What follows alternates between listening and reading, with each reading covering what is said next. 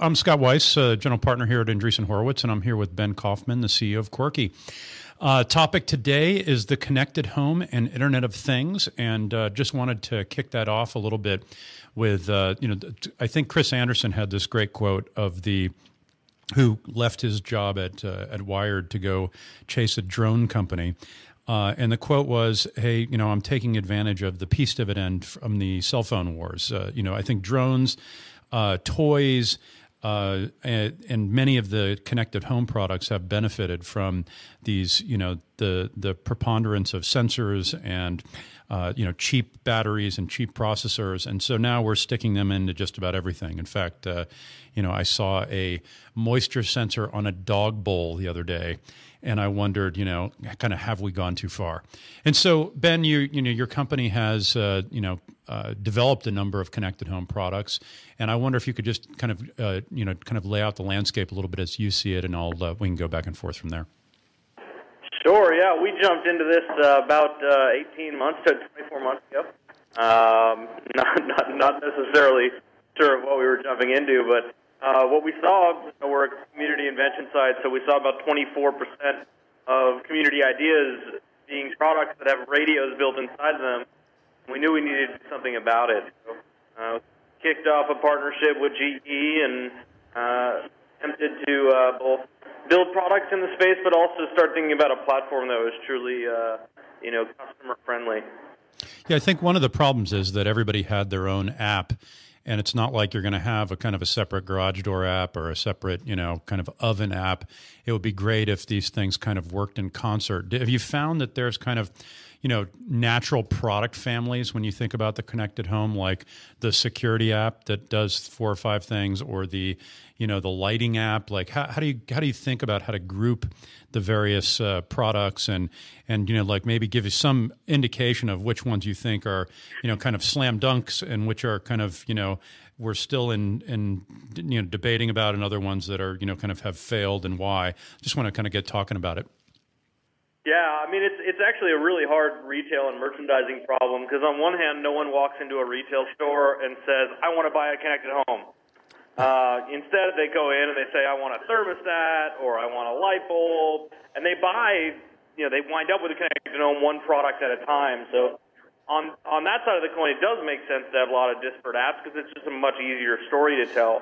On the flip side, though, as soon as someone accumulates, we think around 3 of these products, they're going to be looking for these products to talk to each other, to work together, and to be a bit more harmonious. And if we look at the data we're getting through our platform, Wink, really what you're seeing is the gateway to the connected home is light bulbs. It seems like the first thing everyone's buying is bulbs, either light bulbs and fixtures or actual light switches. But the thing that people most want to do, I think, is take control of their lighting. From there, they might go into HVAC and thermostats and stuff like that, but lighting feels like the easiest thing for people to understand. Hey, you don't have to get up off your couch and turn the lights off. So there's it's interesting that you say lighting. I sat down at dinner with somebody who is like, has the connected home of the future. It looked like really like, in fact, they had a Wink hub, and they had connected at least I think he connected at least 10 products to the Wink hub. It was like definitely like into the Jetsons type of use case.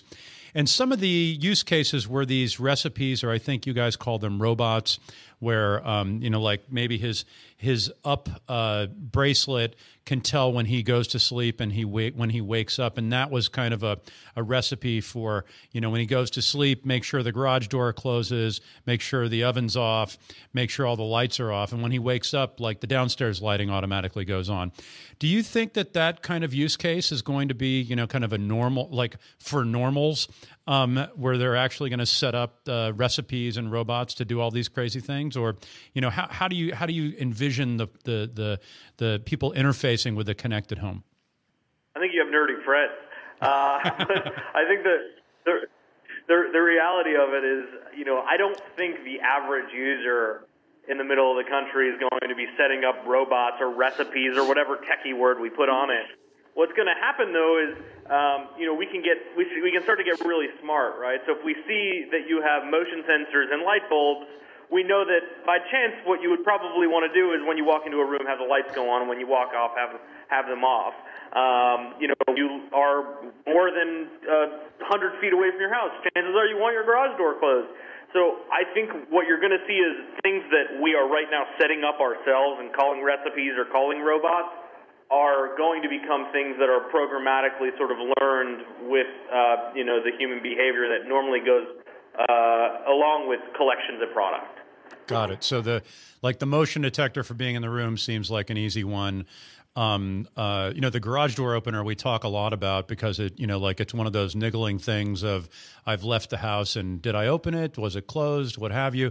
But what about the unintended consequences of some of these things? I don't know that I always, when I walk into a room, I want the light to go on. Like, what if my wife's sleeping there? And, certainly like the garage door is one of those things that, people are now using it to did my spouse leave the house yet? There's this data could have both the functionality and the data could have some unintended consequences, both positive and negative, right? Yeah, I mean, it all comes down to how much you believe in the future, I guess. There are technological solutions to every single problem you brought up, right? With everyone's phone being a beacon and everyone's phone having activity trackers, you will know whether or not someone is sleeping or someone's awake. I mean, you can start to imagine a future where all this stuff actually takes care of itself. Or you could just say, hey, these solutions have worked forever. Let's not over sort of complicate our homes. I think the answer of where we wind up is somewhere in the middle. Right. 70% of people enter their homes through their garage. Chances are they're going to want some assurances around whether or not their garage is open or closed, and then want to be able to provide temporary keys to, caregivers or service providers. So, again, I don't necessarily personally believe in the far extreme, but I also don't think that the current solutions of, light switches that were invented in 1908 are, state of the art and are incapable of being better. But let's talk about lighting just for a second. I mean, if you were to think about the 2 or 3 use cases for lighting, one is, obviously, turning the lights off on a more consistent basis. You think about just like in Europe where everybody is much more energy conscious, and you have to physically leave a key in the light at most hotel rooms in the switch so that the power just immediately shuts off to everything when you're not in the room. Forces me to occasionally get 2 keys so I'm not inconvenienced by my heater going off. But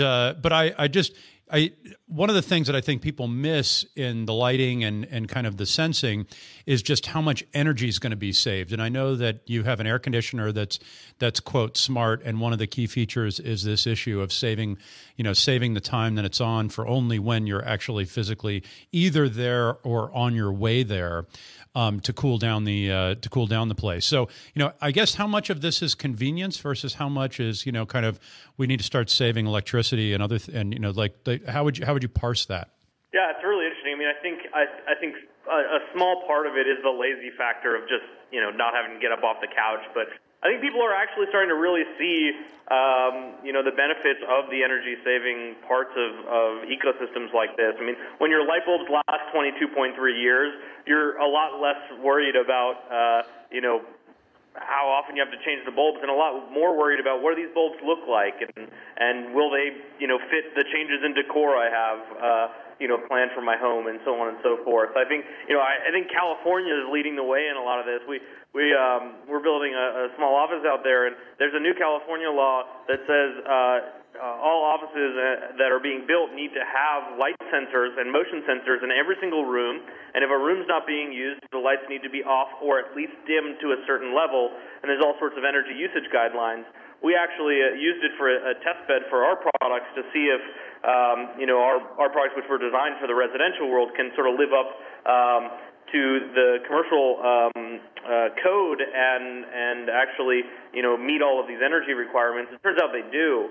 And so you start to not only have, energy savings on the product level, but in places like offices and commercial uses where you would normally have to buy a expensive system like a Crestron or a Lutron, if you can implement residential systems like a Wink, you're also going to save money on the hardware as well. So I think all these things are starting to really click in people's minds. It's going to take a while though, and I've said we need to be very patient in this category. Right.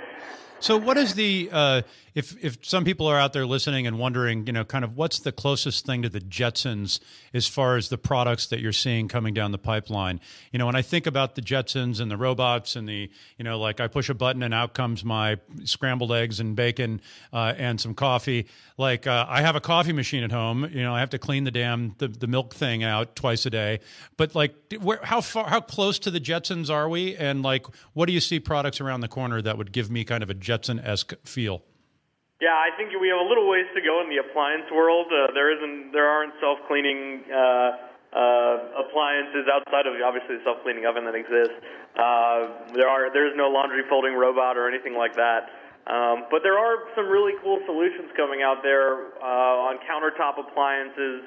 We actually at Quirky work on a really cool product called it's an infant formula machine. So if you have a young baby and baby starts crying in the middle of the night, you hit a button and it actually takes the powdered infant formula, it mixes it with pasteurized water, it spins the bottle, mixes it all up, and then brings it down to perfect drinking temperature. That seems Jetson-esque to me, and I think it'll help moms. Absolutely. Do you put it in the crib and they drink it like a gerbil, or how does it actually work? Actually, that's a great little. It should be a little aftermarket item, right? Like you can put it right in the crib and it makes it up and stuffs it right in their mouth. You don't even have to wake up. Listen, the jury for me is still out a little bit on exactly how everything's going to be applied, but I see the cost savings, I see the convenience savings. One of the things that I've been continually intrigued by is the locks. Like I think locks and the fact that we're still carrying around keys seems to be a very antiquated way of doing things. And I think about share of pocket. If my phone, which is, kind of has my fingerprint, can let me into any door that I have access, you also have kind of a cloud access control associated with locks. So when I think about like the place of the future, like let's say the house of the future, locks to me seem to be like a pretty seminal thing. Like I know you mentioned lighting, but just the fact that everybody has, certain access control, nobody has to carry around keys, they just carry their cell phone and they kind of walk in and out of the doors by putting their finger on the, kind of the fingerprint scanner. And then, of course, you have this cloud service where you can go and see all the comings and goings of, a nanny, a house cleaner, a babysitter, a repair person. If I were to handicap like what I would like to see in the next 5 years on Internet of Things, I think locks would be my number one. Yeah, locks are going to be a big one. And what you have to think about is, are we going to see sort of same lock and key type things with radios inside of them and then the cloud software that goes along with it? Or is it going to be sort of one step ahead of that where there is no actual physical lock on the door, all of the hardware is built into the door itself, and instead you just have, your decor handles and things like this? I think you're going to wind up with locks that are invisible, and that's where it gets interesting for me. Yeah, it's funny when I think about retail technologies that have been transformative, like the ATM was one that just kind of saved so much money on both sides and time for people going to bank tellers, or the pay at the pump was another thing that was just a transformative retail technology. Being able to just kind of walk into a hotel and right to my room in the same way that I claim my car over at kind of like at the at Hertz Gold, feels like something that could be, kind of be a transformative retail technology for hotels. Just being able to kind of send me my key and preordain my hotel room, so when I get there, there's no standing in line. I just walk right to the room, and either I have a code or what have you, just lets me right in the door. Yeah, I think that'd be awesome. I mean, the problem with all these technologies, the technology exists, and really the period we're in right now is a period of waiting for everyone to adopt the technology and go through these cycles of building new hotels or changing out the doors in the 500,000 hotel rooms that Marriott manages in the United States. All of these different things are, we're ready for it. It's just a matter of letting it absorb and happen. Right. Well, hey, Ben, I don't want to take any more of your time. Thanks so much for joining us today, and take care. Thank you, Mr. Weiss.